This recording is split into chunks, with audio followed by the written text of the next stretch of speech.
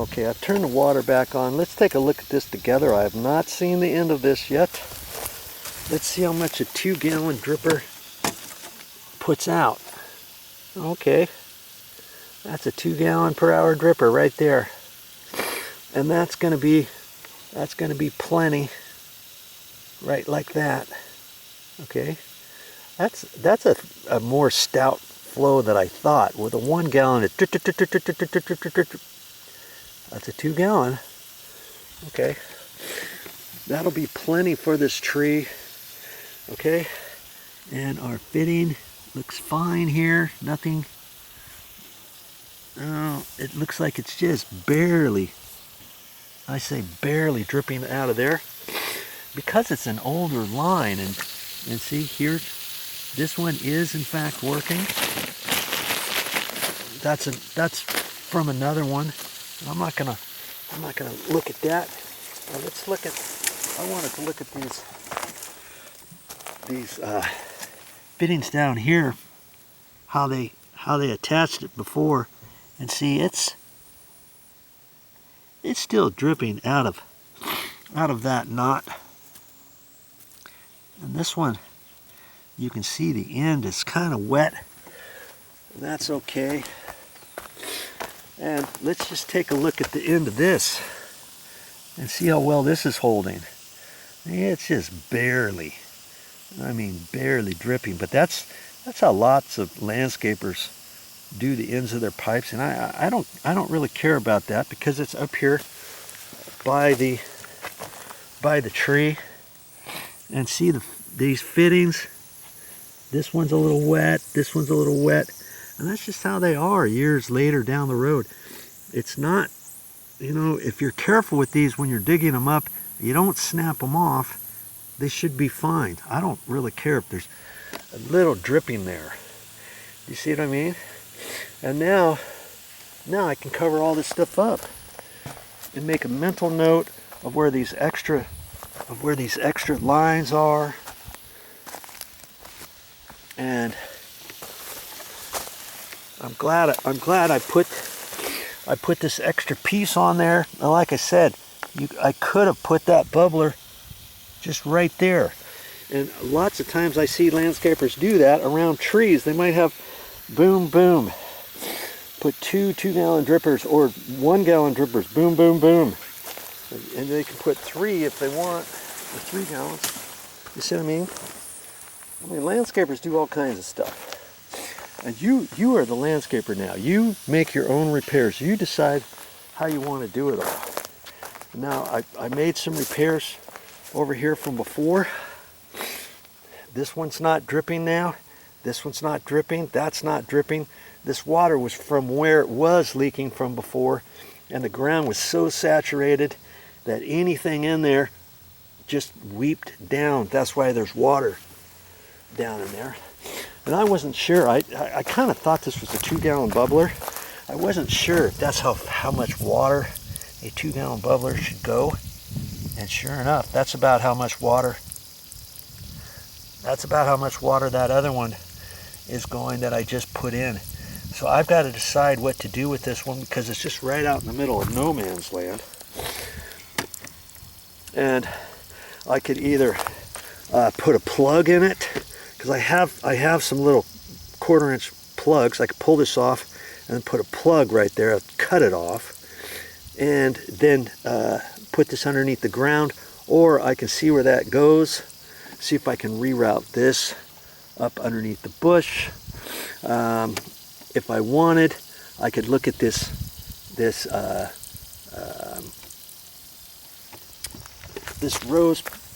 rose bush here to see if it's got water. And I see there's a little dripper here. See, that's giving that water. And there's probably one under here. My thinking is this particular one right here was probably going to a plant here that died off. So I think I'd be safe to put a cap on there, and I could do that.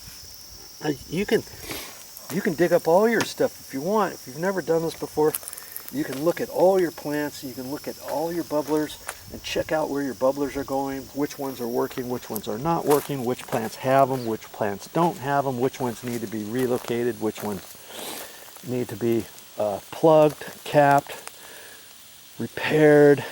And trust me, every single drip irrigation system I've ever looked at, I haven't looked at that many, but every single one, I've always found something that needed to be done.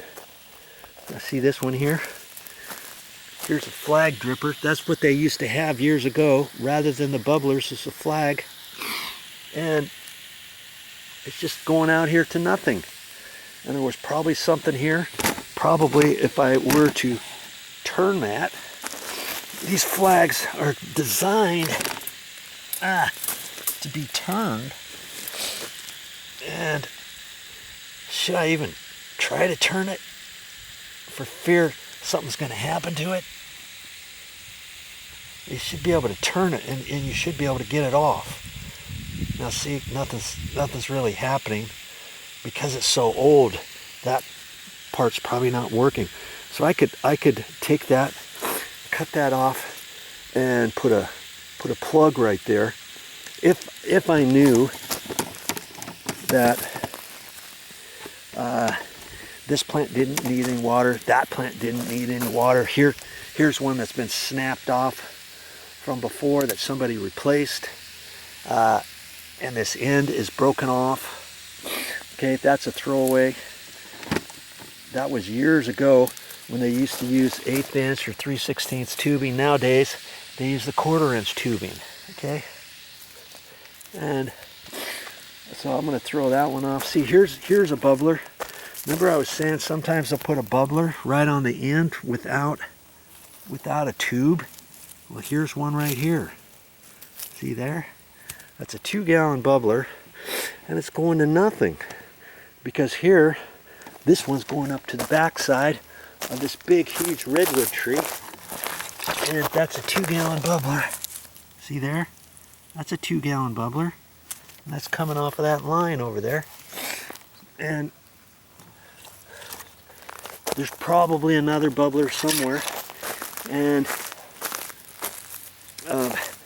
maybe, I mean, that's close enough to that. If there was no other water to this tree, I would leave that. But if there's another line to there, see here? Now they've ran a little extension piece off of it with the 2-gallon bubbler. So there's one for the downhill side of that tree. There's one on the uphill side, and this one is going to nothing. So I could leave that, boom, boom, boom, for that big tree, or I could pop that out and put a plug there if I wanted.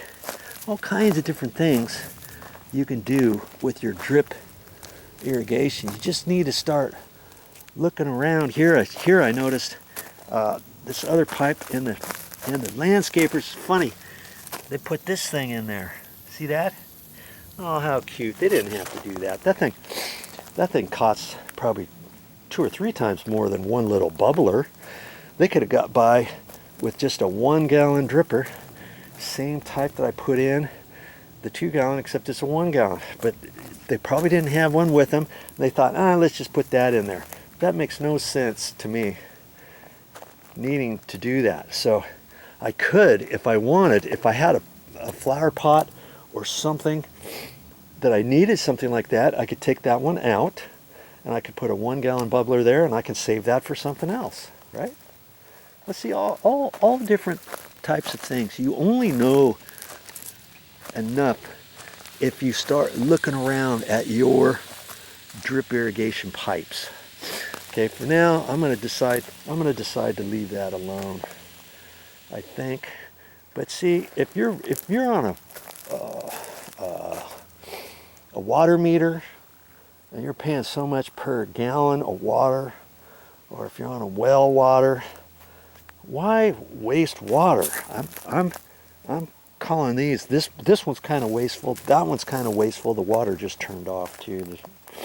When I put it in test mode, it's good for 10 minutes, but anyways, that's wasting water, that's wasting water. And when it's going to nothing, if you have too many of those on your system, and they're not going to anything, then you get a little bit less water pressure down the line, so to speak. If I were to cap these off, maybe the other ones work better, or maybe I'm still saving a little bit of water, even though there's still water going to the entire system, you know what I mean? So, all in all, I like to double check. I like to double check everything. I know I should fix that one over there. And you see this? I'm just noticing this. There's water. There's all kinds of water right here. And maybe I should turn the system back on. I'm seeing there's one dripper here, and there's something else coming over here. But this could be another water leak, you know, down below the ground, because it shouldn't be this saturated with only having the water on for a few minutes. So that's something I could look at and see. That water, I can tell it goes on over to there. This is all waterlogged. Okay, so you can just see stuff like that. And like I say, the drip irrigation pipe should be covered. And sometimes they put it right on the top edge, and then they cover it with bark. But I like to dig it under, you know, 3 or 4 inches, and then do the bark. Now see over here, this is really saturated. So what does that tell me? That tells me in this one little area right here, there's another area underneath there that's broken. Okay, that's just spewing water, kind of like these other repairs that I've done. Okay, but I've done enough for today. I feel pretty good with all the different things I've done. Over in here, I've got this main one fixed. Oh, I'm gonna still cap this one off, but I'm glad I dug that out and got that fixed. I found out the leak there. I found out the leak there. Got that fixed. Put a new bubbler there. Capped that one off. Cap that off, and I'm gonna cap off another one. So, see, all kinds of stuff you can do on your own. All the time that I'm spending out here, that I'm working, I'm saving money. Okay, if I spend 5 hours out here, and if somebody charges $50 an hour, that's $250. I just saved my mother. I just saved myself if this was my property. You know what I mean? And so that's how you got to just start looking at things. You know, the more things you save, the more money you make, per se. And then you've got a little bit of extra money to start buying some tools, some parts, and stuff like that. These tools I can use again and again and again and again. So I'm investing in myself. And every time I do something on my own to save money. Don't pay someone else when you can do it yourself. All right?